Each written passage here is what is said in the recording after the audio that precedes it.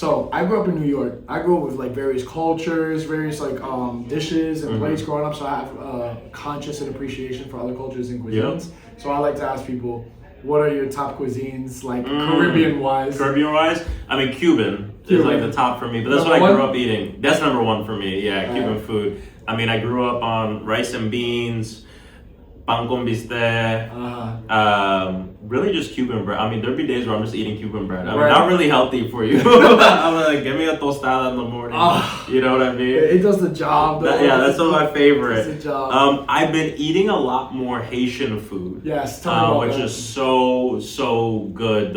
Especially, I just recently started eating fish. Yeah. So the last few years when I'd go inside of some of our Haitian restaurants in Central Florida, I wouldn't be able to eat a lot of the meat, but I would always get the fish. Okay. And it's just like, the way I explain it to people too is like a lot of Caribbean food is like, it's like wet. You know what I mean? Just, but it's so good. It's like all those soups flavors, the soups, the sauces. So I really do like Haitian food. Yeah. And then I would say, I mean, I love eating in Puerto Rico. I mean, it's very similar to Cuba, but there's differences. You've been to Loíza. So I've been to Loíza. You went to the real Puerto Rico. I do love like, there's differences for sure. You can tell. There's definitely differences. So but I love it all. That's what's up. So he said Cuba, Haiti, Puerto Rico. I rock with that. Yeah. So that's like 50% of the people I represent. So let's talk about that. So World Cup is happening. Haiti is finally going back after 52 years. I'm rooting for Haiti. I'm rooting for Brazil. I'm rooting for Haiti. All right. Because Napule. Yes, sir. Hey. So I saw that there was an announcement that Haitian tourists are going to be denied visas to go to the World Cup, and I saw that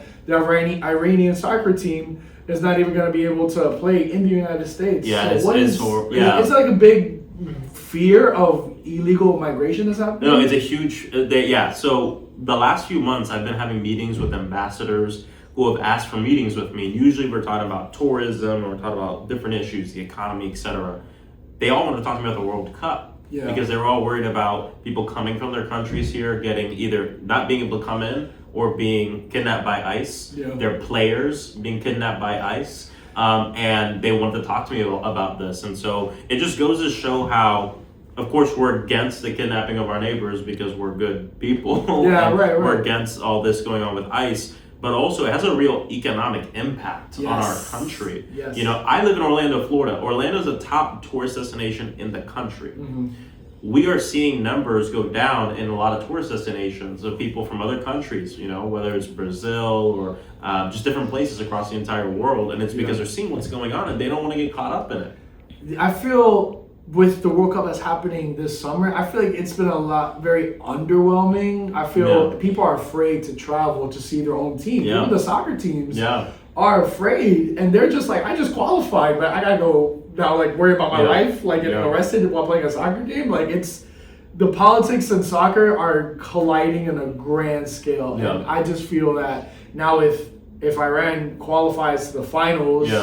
They're gonna have to go to the United States. Yeah. So is that even like a possibility where they might get denied?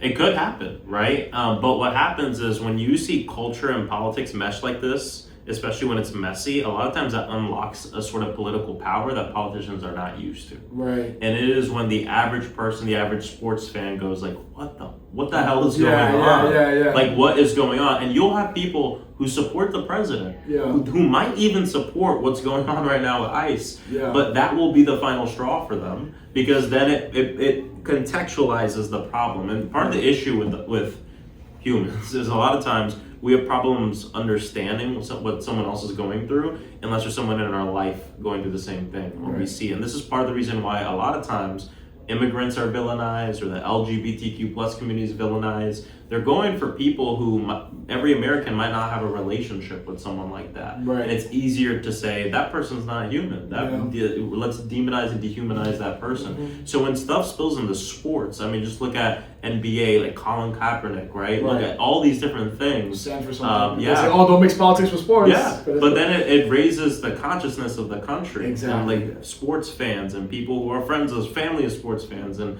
it can be really powerful. So I think we hope no one gets caught up in anything. But if something like that happens, I think you'll see a lot of people talk about it and rise up around it too.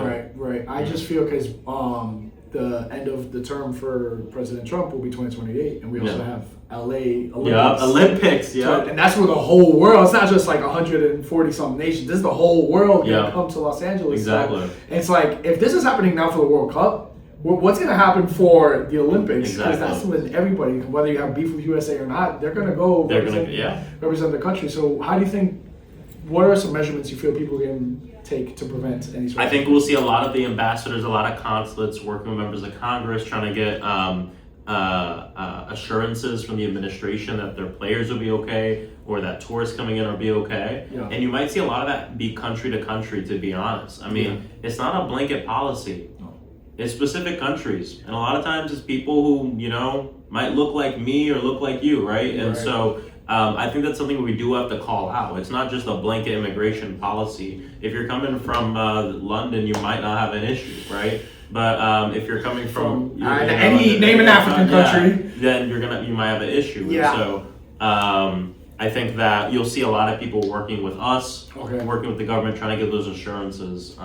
And we need people to speak out too. I love that. I really do. I appreciate we break it down in a very my generation area. Just because I have a hard time really understanding politicians when I talk to you. It's like I feel like I knew you my whole life. So let's end off on a high note. We're gonna end off with music. So you like music? You're into Love music. So Love music. Caribbean genre music wise, like what type of music do you like? Salsa? Oh, you salsa like the top. Yeah, dude. I play timbales. Oh, yeah. I'm not Puerto Rican compared to that. I played in the first salsa band to ever perform in a presidential inaugural parade when I was 15. It was a band I made called Seguro Que Si. It was Obama's inauguration. And I'm a timbalero. And actually, that band, we broke up. Obviously, we all went to college or whatever. Right. But I just started it up again like 2 months ago to raise money for immigration stuff. So, okay. So it's called La Orquesta Yeya. I'm gonna be on the lookout. Yeah, look it up. I'm gonna tag it. All right, so we got salsa. I love salsa music. Two more. I love calypso and soca music. Yeah, I mean that's some of like the best music. And my dad's a steel pan player. I grew up listening to a lot of soca. And the thing I like about Caribbean music is in a lot of other music you have like a drummer, and that drummer plays all the drums. Yeah. But in a lot of Caribbean music, and especially in soca, there's something called the engine room. Okay. And the engine room is everyone playing one drum, one thing. And that's the cool thing about salsa and a lot of Caribbean music and soca and calypso is you don't have one drummer, you have like 4 or 5, and everyone has one part. It actually reminds me a lot of like social movements because it's movement music. It's like everyone's coming together and we each have one thing we're doing. And if we do our one thing, if you have the cowbell and you have the guiro, and you have the congas and I have the timbales, that's what makes salsa. And so either way, I love calypso, I love soca music. And then third, I would say I used to DJ when I was like 14 and 15 years old. So I did a lot of quinceañeras, which means I have heard almost every bachata song you can think of. All right, bachata. So I do like bachata, it's easy to dance to. Yeah. It is. I'm more of a merengue guy. Okay. I mean, that's how you get your steps in. It is. What? 10,000 steps a day? That's 2 merengue songs. You're good. Literally. My man. Thank you so much. I appreciate it. We outside.